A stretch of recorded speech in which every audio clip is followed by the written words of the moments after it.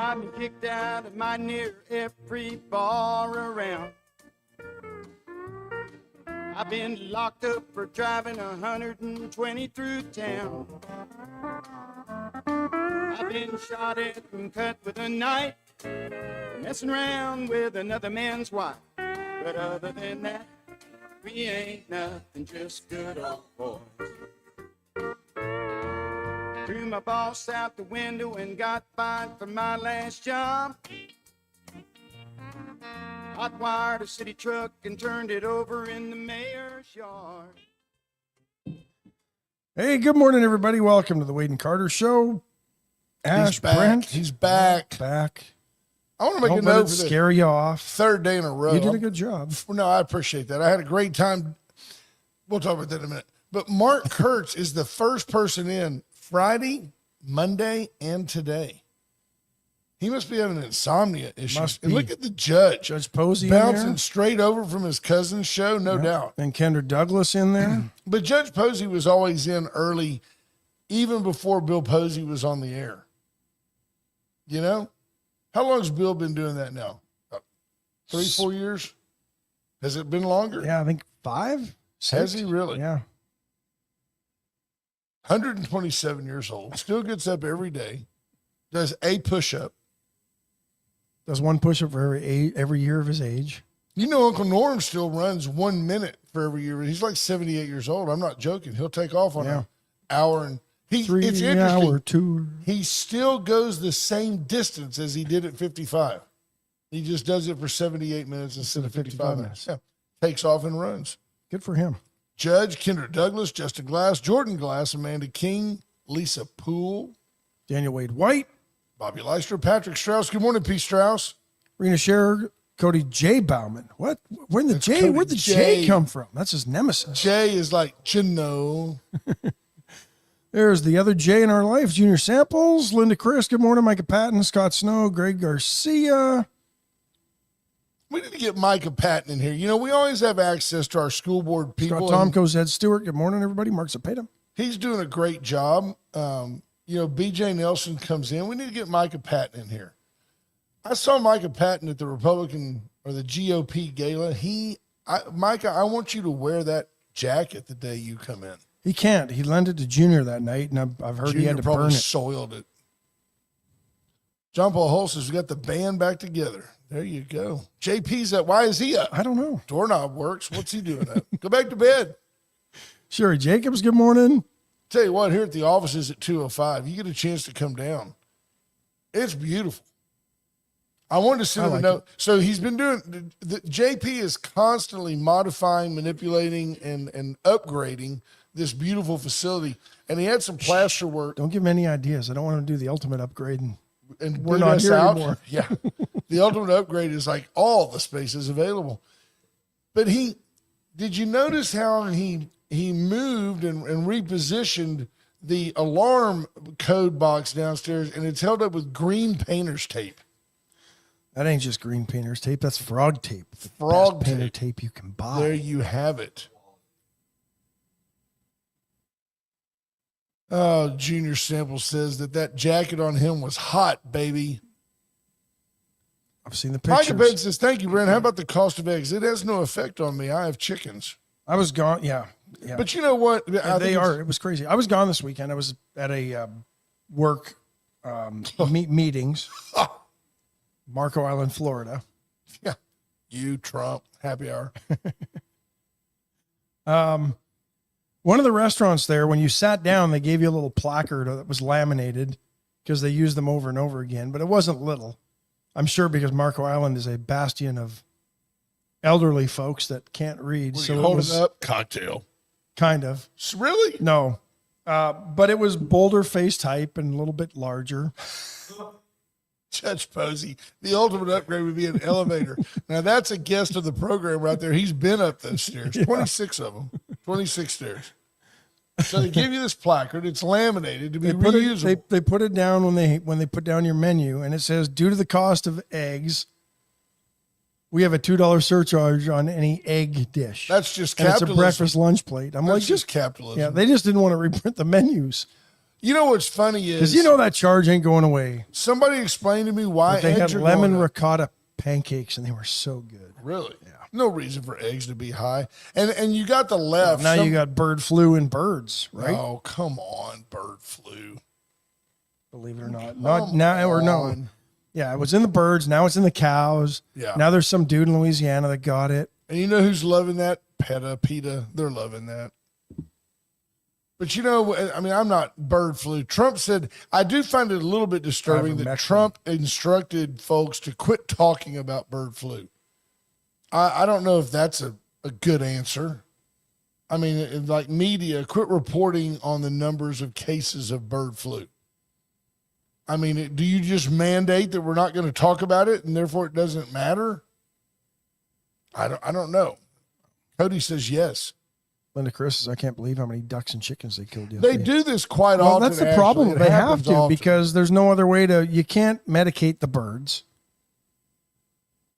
But can we vaccinate them? Can we get Big Pharma involved and give them all a vaccine?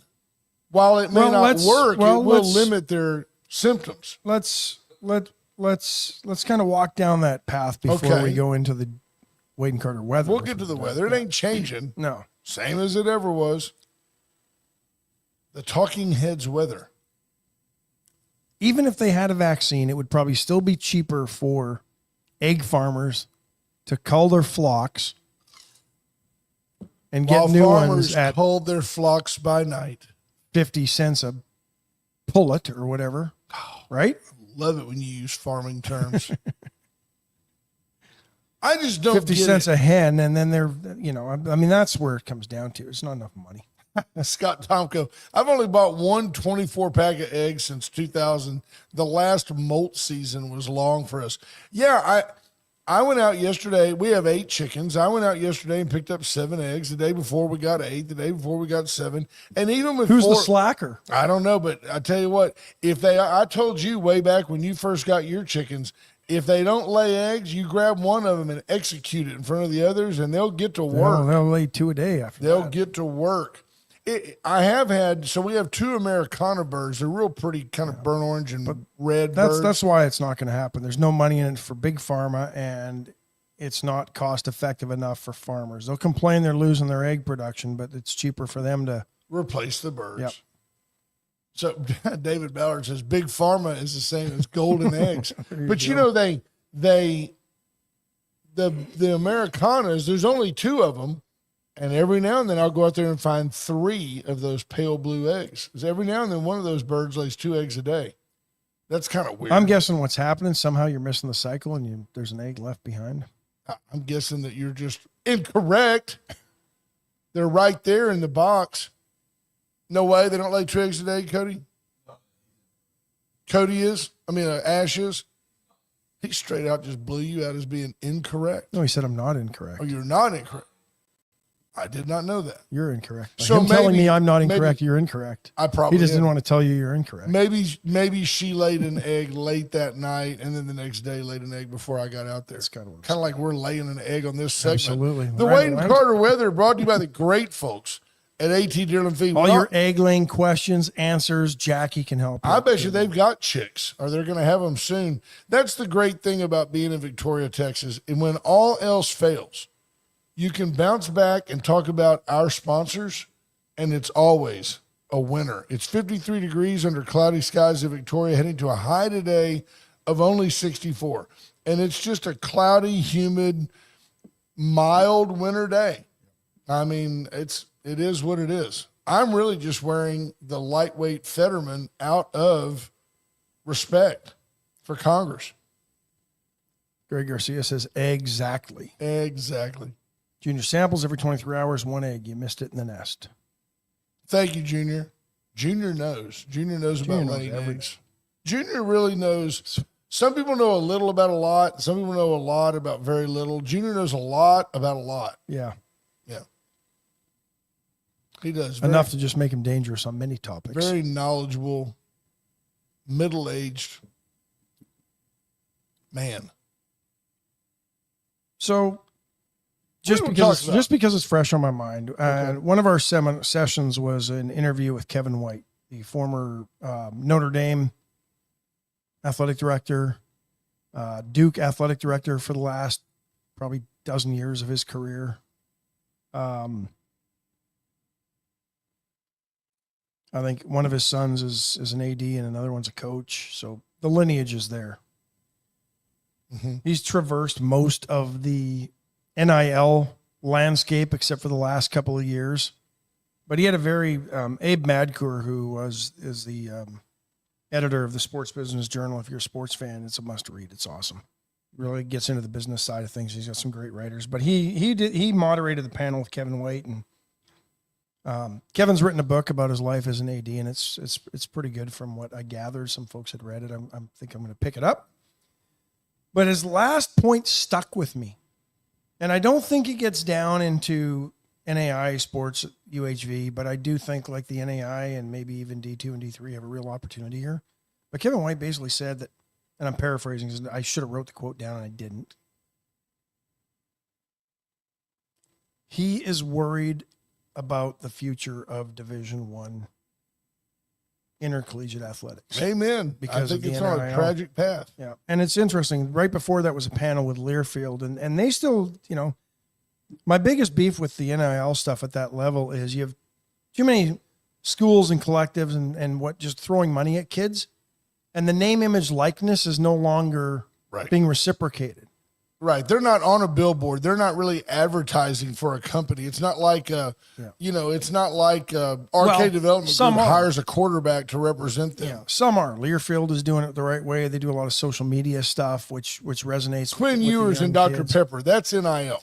And that's Learfield brokered that deal, and that was interesting. Quinn Ewers was very selective of the brands that he would represent. He said we put a lot of things in front of Quinn Ewers, and he would not agree to them, which I thought was interesting because the stereotype is these kids are just grabbing the money, right? Right. No, Quinn wanted brands that resonated with him personally. He wasn't just going out and grabbing money, which I thought was pretty He cool. was already pretty making savvy. $4 million playing for Texas.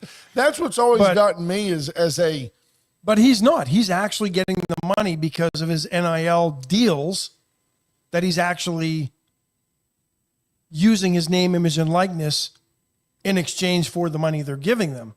But too many aren't. And Kevin White said this too. It's because that NIL space is unregulated right now. Mm-hmm. And there's so many folks just jumping in there, brokering deals, getting kids money, and there's no... Well, it's like when the Aggies came up, they had that collective. Yeah. And it was smart. And I remember at the time... Hey, Mrs. Wiley checking in, J-Dub's mom. Well, hello, ma'am. You sure have a fine son. We love J-Dub. And Giancarlo. Yeah, so good to see you, ma'am. Randy Langston, Buddy Stavano, Melissa Hansen, good morning. But, you and I have talked about this. I don't know if we ever talked about it on the air, but, Texas is a have school. A&M is a have school. Baylor, semi-elite private educational experience. But unless Drayton McClain decides that he's 100% behind Baylor athletics, they just can't compete with Texas and A&M at the bank. There's just not enough living alumni. There's not enough people. There's Uncle Norm. There's not enough people at U of H. Unless Tillman Fertitta decides I'm a billionaire, here's $1 billion. If UT or A&M wants a kid or a facility, they just build it. And U of H can't. And I remember telling you way back when, we're heading towards, and I can give them to you pretty quick, USC, Stanford if they want to compete, Texas, A&M, Michigan, Ohio State, Notre Dame, Alabama, maybe Georgia. There's a handful that can hang. Alabama is a school that while they could build a stadium out of trophies, they don't have enough living alums, and there's a bunch of poor people that pull for A&M for Alabama. There's a bunch of poor people that went to Alabama. That's exactly right. I mean, it's a rural, it's their state land grant university. You just can't compete. Scott Tomkos, how many will use the money wisely and how many will just blow it? And that was another topic of discussion this weekend is the education of these kids because it's all happened so fast. They haven't been able to be D1 didn't see it coming, and some schools it did, but as a collective group, the NCAA didn't see it coming enough where the education was a piece that they had to get ahead of. And you'll recall back in the day, the NFL put together a plan. The NBA scattered to put together a plan because you had a bunch of 18-year-olds stereotypically out of poor families with a single mom, and all of a sudden they were giving tens of millions of dollars, and all their buddies from the hood wanted to hang on and get a piece of it. And these players 10 years after their career was over had no money. But you and I could sit down and solve that problem. Yes, Peter McNally is exactly right. Tech has a couple of deep pocket guys, and they do, and it's that kid that one of them is that young man. He's like 37, 38 years old, I think. He played offensive line for the Red Raiders and then went to the NFL, got out and really hit a lick in the Permian Basin. He's a billionaire. And Connor Land, good morning. Hey, good morning, Connor. Connor's recently one of our top fans. Absolutely. And by the way, he's a really, really talented young man. Here's something, but Tech has that money guy now. But you and I can solve that problem. Tell me we couldn't. Well, in about a day and a half. We're going to give them an allowance. We're going to put the rest of the money into a trust. They get it when they're 25 and or graduate and or get drafted, right? We're going to turn around and say that if you decide to exercise your right to enter the portal, that money reverts back to the school that gave it to you. You don't get to get $4 million from Ohio State, Quinn Ewers, and then get $4 million more when you come. And you may say to me, and you may be correct, gee, Brent, I thought you were a capitalist. I thought I am, but you've got to preserve the marketplace. There was some real talk that the one entity that might suffer could be the NFL. That was the talk. And why would you ever leave college? They're letting kids stay for 7 years now. And that I had a discussion with the junior college AD, and that was his concern. 5 years of JUCO now. Well, you used to get 2. Yeah, well, and that's what he was saying, because he asked me, he goes, is the NAI lumped into that? Or do your 4 years, are they going to count if a kid transferred to the NCAA? I said, as of right now, I think it does, but I don't know how it's going to play out. But his concern was legit, and he's at a junior college in California, a good one, good academics, good athletics, and he said his concern is, if we want to stay relevant in this space and our years don't count anymore, he goes, I'm worried that we're going to have to lower our academic standards. Otherwise, we're going to lose kids to Arizona or Washington, right, or Texas or other states that have a thriving JUCO, program. And he goes, that's the concern, is we're no longer going to be getting kids out of here with their associate's degree. They're just going to be taking as many credits as they can till they mature physically. Absolutely. And then an NCAA school comes along and plucks this kid up at 22 years of age. Well, how times have changed. When I was at Texas, San Jacinto over near Houston was and is still, may still be premier, but was like one of the premier junior college baseball programs in the country. That's where Texas got Roger Clemens. Well, Clemens came to Texas at a time when you had 25 guys on a baseball team and they only had 16 scholarships. So you're a good utility player. We'll give you books. He's a pretty good first baseman. We'll give him tuition. Clemens was like, dude, that's the guy. That's the guy that got a total scholarship. He got a full ride. And you could part him out. Now under trying to get a house ahead of the house settlement, or to maybe persuade the house settlement to not be as tough on the NCAA schools, they've now set roster limits. They've tied the number of full scholarships to those roster limits. So now baseball has 35 kids on a roster at a D1 school. They've got 35 full scholarships they can give. Yeah. You can't park them out anymore. You don't have to give 35 full scholarships if you can't afford it, but you're not going to compete. And this is where I was going with this. You and I had talked about this a few years ago after I came back from a different convention, and this was starting to move this way. And I said then, I think we're going to see I thought at the time, 5 super conferences somehow getting to 60 to 64, 65 Could be teams. And that was 4 it. now. I think we're going to see, well, it is 4 now because the Pac-12 is, Right. but I think it's going to be even less than that.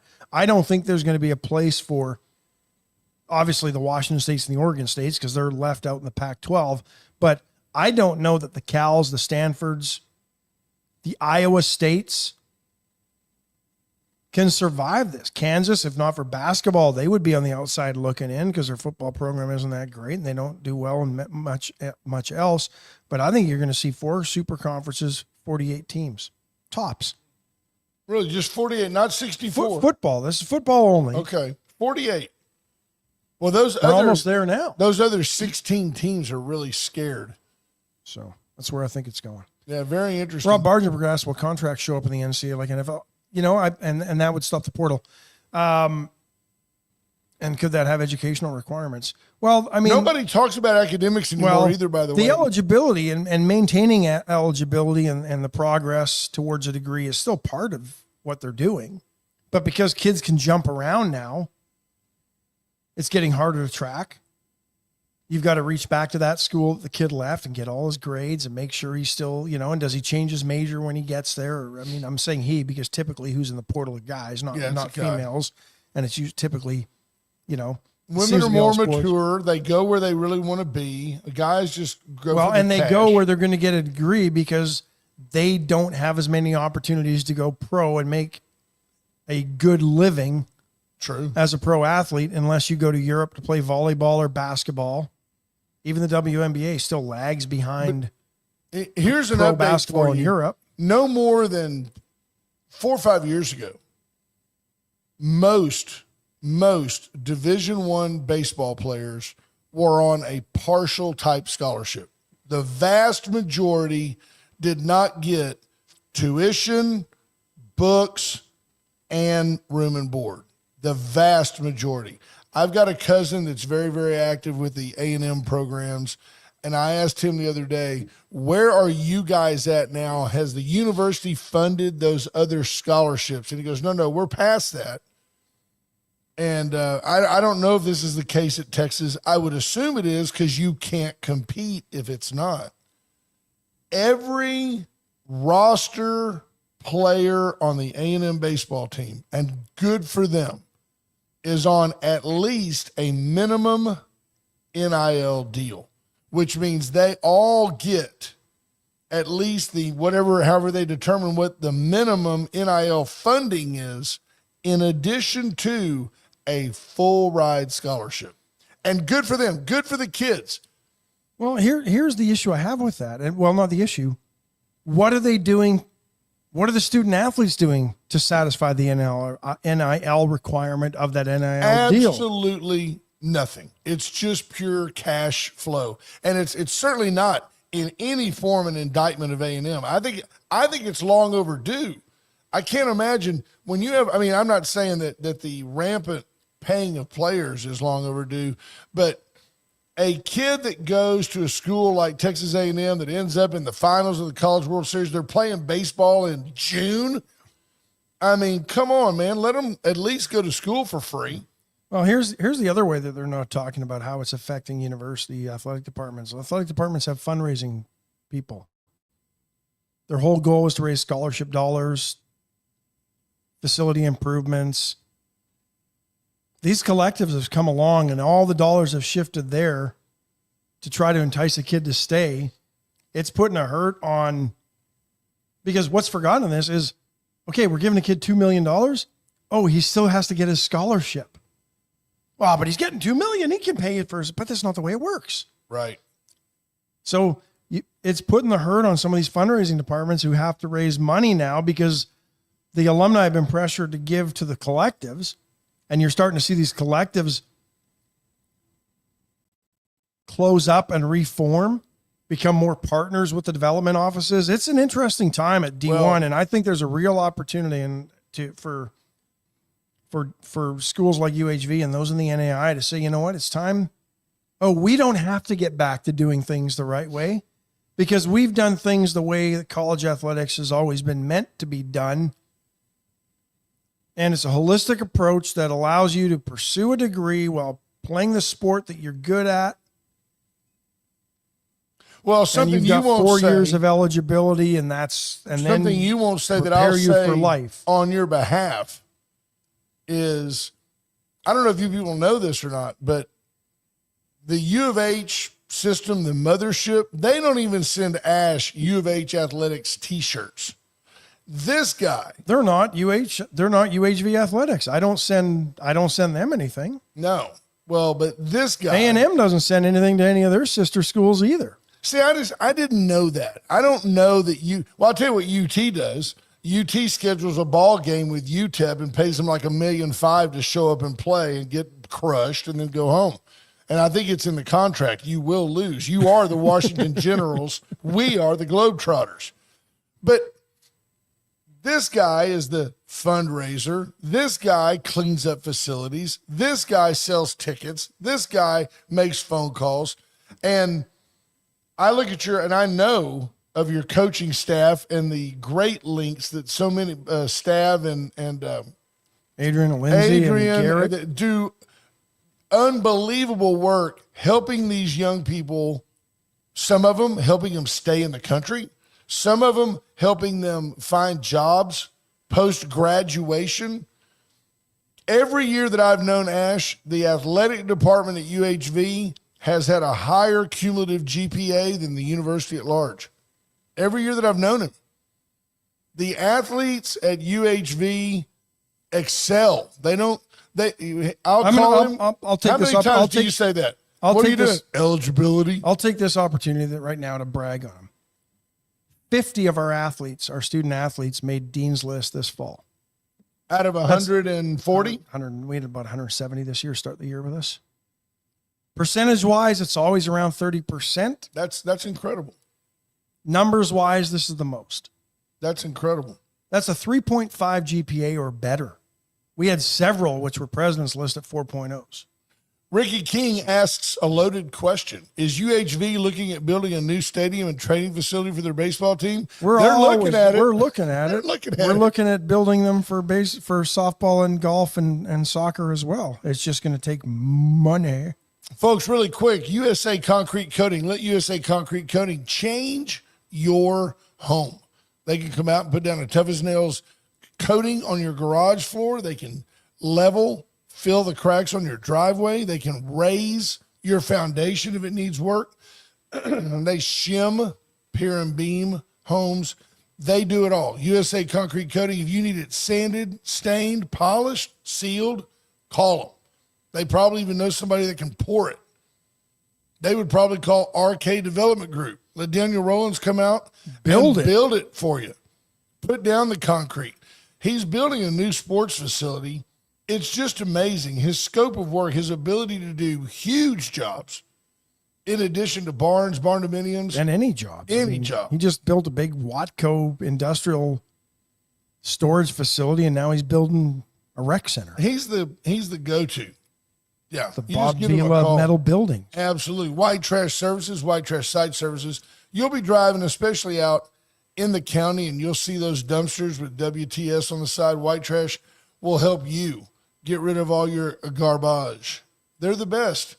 It's still not too late to give the gift of a year of trash service. Think about it at birthday times. Think about it anytime, certainly in the holidays. Chesnick Furniture, Chesnick and Love, make your house a home. Get by today, get by today, and see why you just always do better at Chesnick. Get by and check them out. Veracruz Restaurant, today's Tuesday. It's the Tuesday before called a Wednesday. Buddy Stavano, thank you, sir. We walk a fine line. Buddy says, I love the sports talk. A lot of times we talk about sports with social implications in mind. What's happening? What does it do to the world? What are the implications of what's happening? And if you don't think this issue could really change college athletics, put it in perspective. The U.S. is the only place where students can go get their degree and play the sport they love. Canada does it to a degree, not quite to this, but that's it. There's nowhere else in the world. That's why kids come from Europe and Asia and Africa to come run track, play soccer, swim, softball.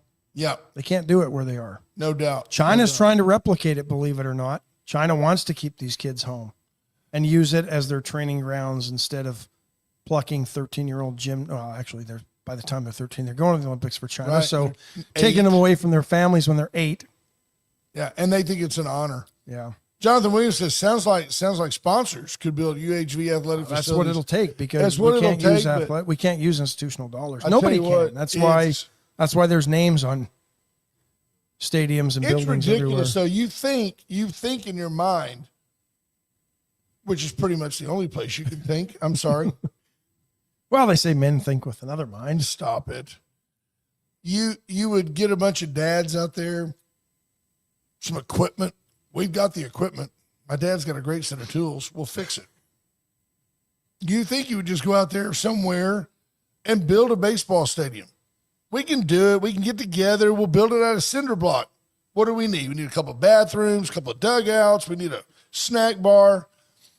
Lights. It's millions of dollars. It's over $1 million for the lights. Got to drain It's properly. over $1 million to build the field. That's right, because you got to have drainage.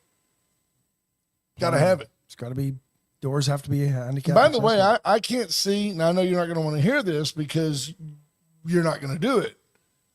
It should be built with natural turf. And I realize that really raises the cost because you've got to maintain natural turf year round. But you would be state of the art if you had a beautiful Bermuda ball field that you know what? We'll get into that later. Yeah, I won't name the school, but there's one school I know of. Most schools are going to artificial surfaces because of the wear and tear. How do you practice there? Because small schools can't afford a game field and a practice field. And you tear up your fields if you have natural grass and you don't have a practice field, you tear up your game field. It wouldn't be nice anymore. Yeah. But they have grass facilities. Oh, but they also have a turf management program and grow all the own grass. They have a school that functions on agriculture. Wait a minute. What? Okay. Yeah. The future will come to you. Yeah. Jonathan Williams, so essentially SMU is way ahead of its time. Absolutely. And that's why they gave Reggie Bush back his Heisman Trophy at USC. Right. Because here's the problem. I don't care. They broke the rules then. Excusing their behavior then because of today's values is not right. That's like letting all the drug dealers from the 80s out of prison. That's not necessarily the right thing to do. It's like looking past all these who break our laws to come into this country. They're just looking for a better life. Absolutely, which is a lie. But then, SMU is way ahead of its time. It's no wonder the recruiting shot up. Man, I can't remember who was on the panel. I don't remember if it was Kevin White. Vanna White? No. Or Vera White? No. And I don't remember the guy from Learfield. But Paul White? He was saying that he used to work for extra money. He would monitor the players' parking lot at Cowboy Stadium. Oh, yeah. And sometimes he'd get there on a Saturday, and the cars in the players' parking lot on Saturday were nicer than the parking lot cars on Sunday. Kathleen, good morning, my friend. How are you? You going to sponsor a baseball stadium? No, she wants us to move on from the sports talk, is my guess. I don't know. Is she there? Let me see. Hang on. There you are, ma'am. Can you hear me? I can hear you. Good. Hey, there was one thing I wanted to bring to you guys' attention.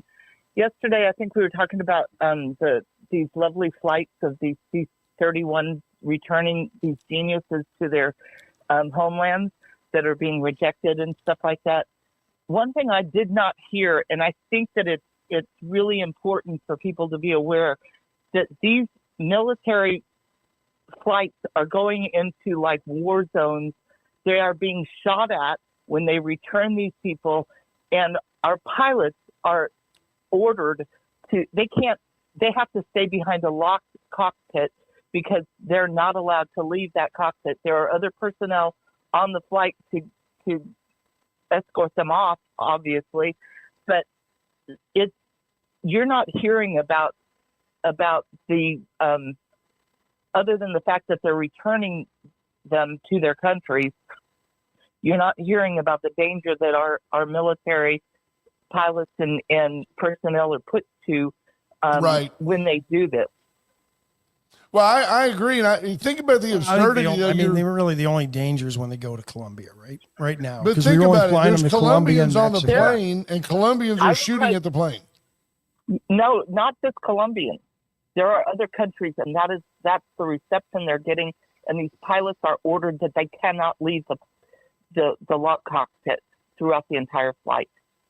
Well, no different than a commercial flight. Right. I wouldn't leave that cockpit either. But I agree with you, it's a problem. they don't want these people back in their countries. That's why they're letting them out. Yeah. I know, which is why I love what Trump did. I thought, it was like instantaneous, and all of the woke idiots are wringing their hands about, oh, we're going to set the wrong impression, and they're not going to like us anymore. Yeah. Who cares? They don't I like us it now. anyway. And within an hour, he's throwing tariffs on them, revoking visas, and within an hour, it's like, we'll take them back. We'll send our own. Yeah, I love that. I love that. So she's referring to, and Kathleen, thanks so much for Appreciate the call. it. Yeah. What We were going to get to this topic, but was Kathleen just punted us into it. well, Keep the that was sports a analogy diversion going. away from sports, which is End the around. impetus of the program. But the Colombian president, Gustavo Petro, had said, "Look, you're not bringing those people back. You're not doing it. They're there. You have a policy. I don't understand the logic of not wanting your own people back, but that's okay." He said, "We don't want them back. They're not coming back." And Trump said, "Okay, that's fine. Effective now, I'm putting a 25% tariff on all all Colombian imports. Coffee, folks, flowers. Flowers don't have much of a shelf life. Can't sit them in a warehouse until America changes its You'd mind." be surprised how many flowers come from Colombia. That's exactly right. And almost immediately, and Trump said, "And by the way, while I'm at it, I reserve the right to push that to an emergency 50% tariff if this goes on." Here's what I really think scared them.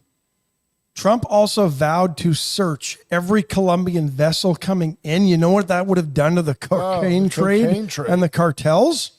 See, there's a lot That's of where I truth think in the that. real leverage was, to be honest. But don't get your feelings hurt because you see somebody doing something differently. This trade leverage, this trade war can be won. And like Trump said in his first term, somebody said, "You're going to start a trade war with China." He goes, "We're already in a trade war with China. We're just losing." Yeah, that's what people don't realize. And here's the other thing. Oh, people are going to pay 25% more for flowers. No, they're not. Because business owners aren't going to all of a sudden just keep importing from Colombia because at a cost of 25%. Oh, which, by the way, they have to front until somebody then buys those flowers for 25% more. Right? Absolutely. So no, they'll go find somebody else to supply those flowers. Quality may not be as good, but consumers will accept it because they're not paying 25, or in the case of Colombia, even up to 50% more in a week if they didn't allow these flights to land. And it would have hurt Colombia because now Colombian flower producers are stuck with all their flowers and no market for them. What people forget, the U.S. is usually the largest trading partner of most of these countries. And it's mostly like it's 80-20. And then the cartels, cocaine wouldn't have been able to come in on those flower shipments. That's right. And then there would have been real hell to pay in Medellin. Hey, what do The you stupidest think? thing, though, was his daughter getting onto TikTok or Instagram or whichever one she was on. Well, we're just going to send back every American tourist for every illegal you send back to us. Oh, so Interesting. now you want to hurt your country even more? Dumb. Jonathan, we'll get to that because that's a good point. And yes, Jonathan, UHV does have the land available. They just need the facilities to be built. So we're working on. What do you make of? What would be your position on?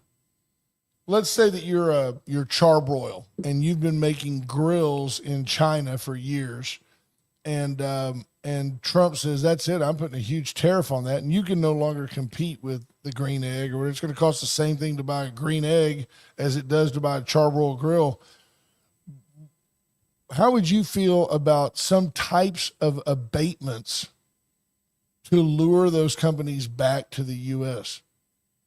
Is that Well, he's kind of done that by saying that we're not going to agree to this minimum federal business tax anymore, right? Because it went up to what, 21% under Biden? Can you even imagine the idea that we're going to pay a global tax? Where does it go? Who manages it? Well, it wasn't. How's It wasn't a global tax.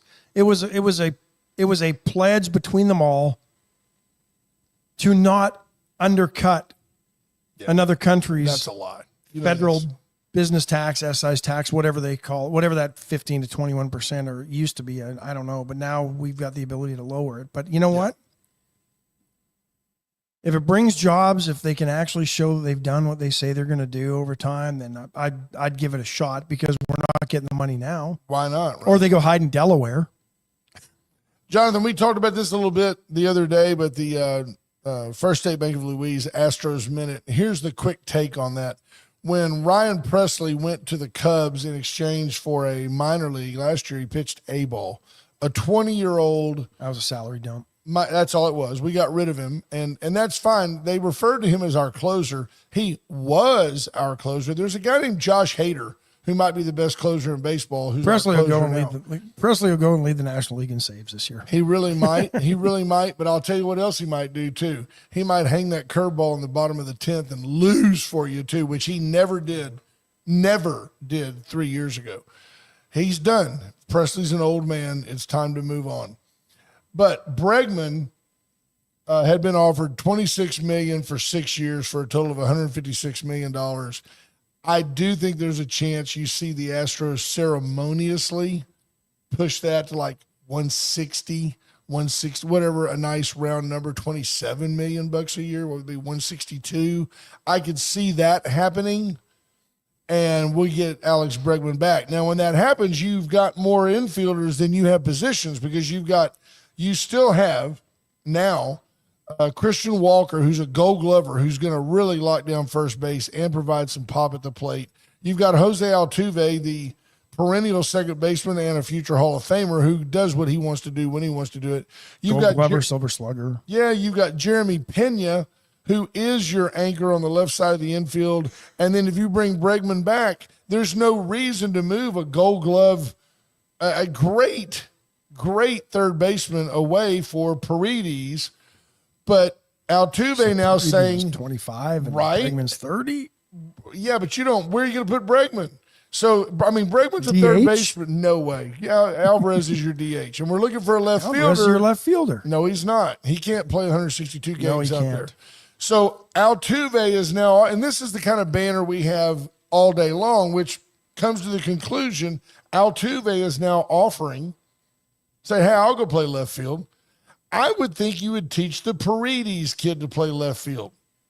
He's got to have a big arm. He's a third baseman. Probably can't run. Well, if he can't run, why do I want the little one that can out there? You know, Altuve, you saw when Dubon ran into the wall last year, Altuve could get hurt out there. Really. I think Altuve stays at second. You have to find a left fielder. And by the way, it's a lot easier to find a left fielder than a Hall of Fame. Bregman's arm, maybe you put him in right. He's got a good arm. No doubt. You need a good arm in right field. True story. Although he's used to make it, although the throw to left is probably more his, from left is more Just his into natural second base. inclination, right? At any rate, the Astros will not be out-athleted next year. They've got some athletes on the team. I don't know if I think it's a 1-year deal for Bregman. with the Astros, I don't think so. I don't think he'll sign long term. I think he'd be I'd like him crazy to. not to, because the marketplace has shown him. I really believe I that think he'll Alex have a- Bregman thought he was going to get a 6-year, $200-something million deal. It What's ain't more happening. What's more likely? Bregman signs long term with the Astros, or next year he has a new agent and it's not Scott Boras? Ooh, that's a tough one, because I think Boris is priced him out of the market.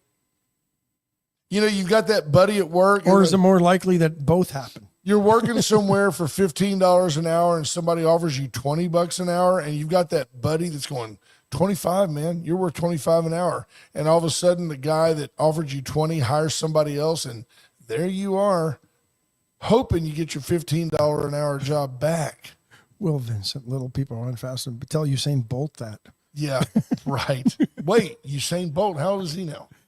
I don't know, but I bet you he could be. Put him in left.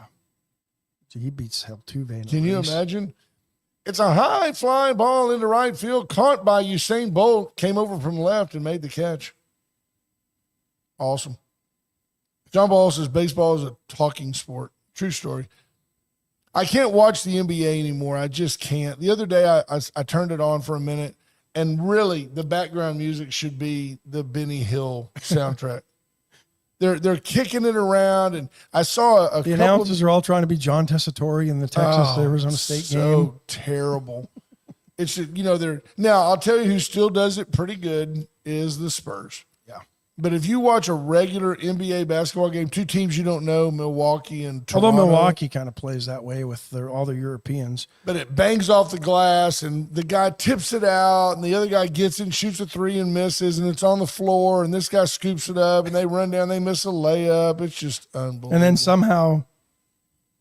then somehow the scores are 130 to 120. Yeah. Melissa Hanson says, no, our legs just move twice as fast to keep up. And, you just took me into a segment here that we hadn't planned, and I'll be curious to see if Ash can chime in here. But you ever see those people that they've got like a jacked up F-250 with 38-inch wheels on it, or 37-inch tires on it. Yep. And they're driving along and they're pulling a trailer that's got like 13-inch tires on it, and the wheels are all splayed out because they've got so much weight on it. And you start looking at it and you're going, okay, so if this guy's going 70 miles an hour down 59, the tires on that little trailer are going 168 miles an hour, because they got to spin 4 times as fast to cover the same distance as one revolution of that big tire. And with that toe out.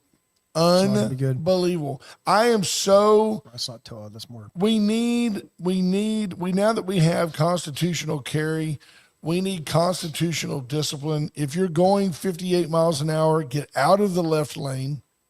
If you are not there to police the world, if someone's going faster than you, they should always be passing you on the left. If you're getting passed on the right, you're in the wrong lane. I don't care what the speed limit is. Get out of the way. Have you seen these videos that have been making the rounds on the reels and stuff of these truckers with their dash cams and the idiots that give them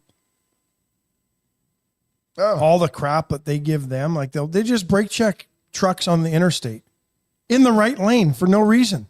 They pass a truck in the left lane, then they cut over and just brake check the truck in the right lane. Yeah. Makes no difference. Makes no sense. It's good to see Chopping Block checking in. Gives John, us a chance to tell you good morning. Pop's cream cheese smoked meatloaf. You've had it. Oh, it's good. Pop's cream cheese stuffed, right? Smoked meatloaf is on the trailer out in front of the Chopping Block today. It's fantastic. They've got a plate lunch every day, and now they have picnic tables out there, so you can park, get it, go eat, and get. High today about 70, so it's going to be nice. It's going to be the meatloaf. The market, go inside. Meatloaf! Are you through? Are you giving me a Wedding Crashers reference? Kind of, yes. Do we really like Will Ferrell? He's not as funny as we are. Although I love his cheerleader bit. Anyway, the market inside has $12 a pound bone-in ribeyes, and this is a great deal right here. $2 a pound for whole chickens while chickens last. Now, these are guaranteed to not be bird flu chickens. These are healthy chickens. There might be an egg in there, too. You get a $2 bonus. a pound, get a bonus egg. Chopping Block. I went by the other day. I've gotten to where now every time I go in, I just go ahead and give me a pound of the breakfast sausage and a pound of the chorizo. Their chorizo is fantastic. Get the SPJ, too, folks, while you're there. Seasoning. They've got I put it whole on rack. everything now. Yeah. They've got a whole rack of different seasonings. Yeah. Melissa Hanson says, if only my husband would eat meatloaf. But this is like not meatloaf like with too much tomatoes or bell pepper that you're burping all week. This is like smoked. It's like ground chuck, smoked with cream cheese in it. It's just so good. Mouth-gasmic. Folks, Allen's Wrecker Service, 578-6300. Let Allen be your go-to toe-to. Period. Y'all know the drill. I still say that ladies should have in their phone a contact that just says A, and down for the location, Allen's, and then you type in 578-6300. If you need them, they will come. And you're not going to necessarily be thinking clearly. You may be a little upset. You may have had an instance of a highway. Yeah. It makes sense to be able to get that number very quickly. Paravita Wellness, get in and get healthy. Meal prepping is what they do. They will help you eat healthier, become healthier, meet any of your dietary goals, plans that are necessities. They can do it all. The revamp. They constantly change over their menus, so you're not eating the same thing every week. It's if you're awesome. if you just had lap band type surgery, if you're on a diabetic diet, if you got gluten-free needs, you can go in and talk to Erica. She is a nutritionist, and just say, hey, here's my situation. Can you put together, I think for me now, she does 4 different meals and I get 2 of them. And you mix it up. One day it's chopped steak with, it's like mashed potatoes, but it's cauliflower. It's fantastic. Yeah. Or sometimes they do a cauliflower mashed potato, which is kind of both. Yeah. So you're not getting all the potatoes. It's really good. And it's got Although I'll be honest, gravy. It's got gravy on it, people. It's like eating a donut every time you go. I could eat their meatballs every day. Right? They're good. What did Mark Salinas say? Because there's a little diatribe there. Tariffs were used prior to the government becoming money laundering. I'll show people too, so they can read it. Oh, I like it when you do that. Become money laundering tyrants. Tariffs will work, and it will happen. It's just a matter of getting those treacherous, money-hungry politicians to get their hands out of the pot. It's about making the people wealthy, not the government. There you go. No, tariffs. The threat of the tariffs has proven they would work. But you get Mexico, these folks, let the planes land. Colombia, let the planes land. And credit our government. We've said things like, well, it was just a paperwork misfile. right. Our paperwork wasn't in order, so they didn't want us coming in yet. Right? We're trying to be nice to them. Mark Salinas says, here's my situation. I'm fat. Help me. Erica would say, come on in. You're not fat. You're just short for your weight. Melissa Hanson says, I wonder if they could go by your macros. Absolutely. Yep, they can do it all. Absolutely. Go talk to Erica. I mean, they even, Mark, it's seriously, amazing.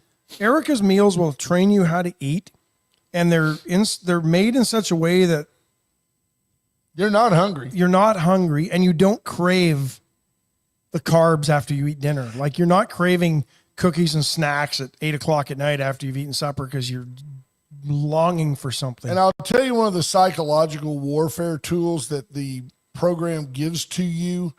When you're paying for a prepared meal and you eat it and you realize I'm actually pretty full. It wasn't a very big meal and it may not have had a lot of calories and I'm pretty full. You are also, when you're paying for that meal, you're less likely to go in there and grab a Snickers bar. You're like, hey, if I'm going to spend money on this, I'm going to let it do its work. And she ain't going to let you starve to death. No. She knows what she's doing. I highly recommend. These are the portions that basically were served in restaurants. Before America looked at value as, it is funny. For example, we say here all the time, Before Veracruz is golden- the best Mexican food in town. You go in there, you can leave there stuffed.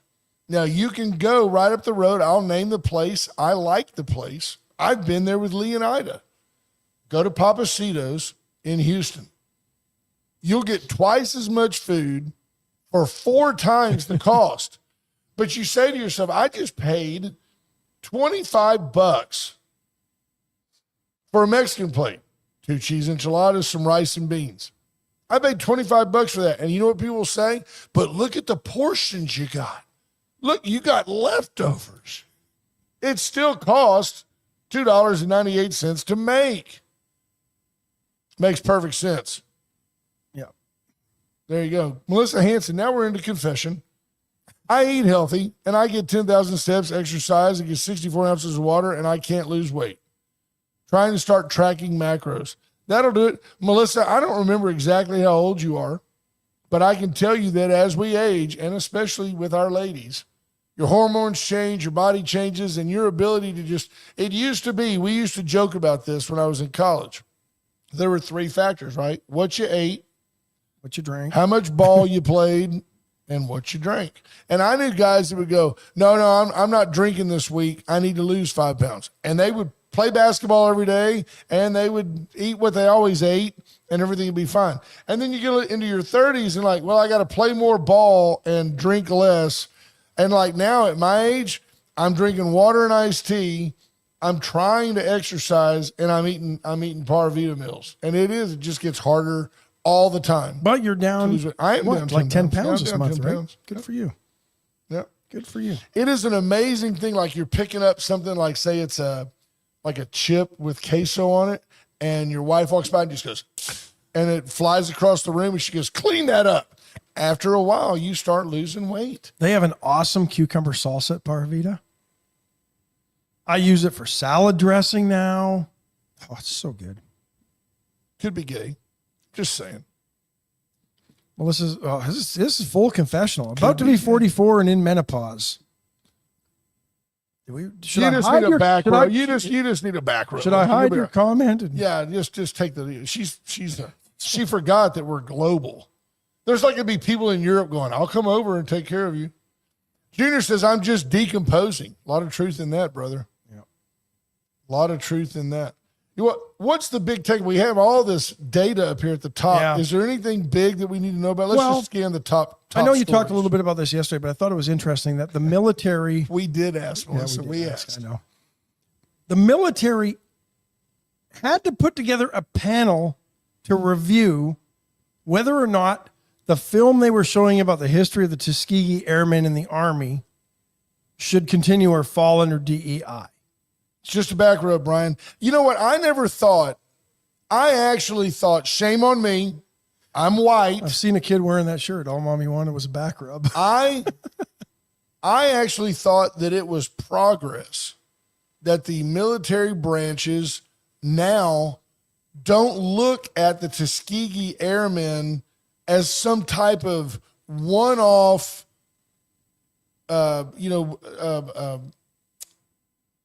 look at them as real pilots. They look at them as, hey, they're part of us. They don't look at them as an exception.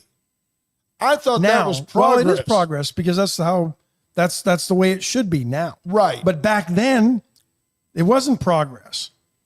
You know, there was some guy going, man, if we could teach the brothers to fly, we could send them on those missions that nobody comes back from.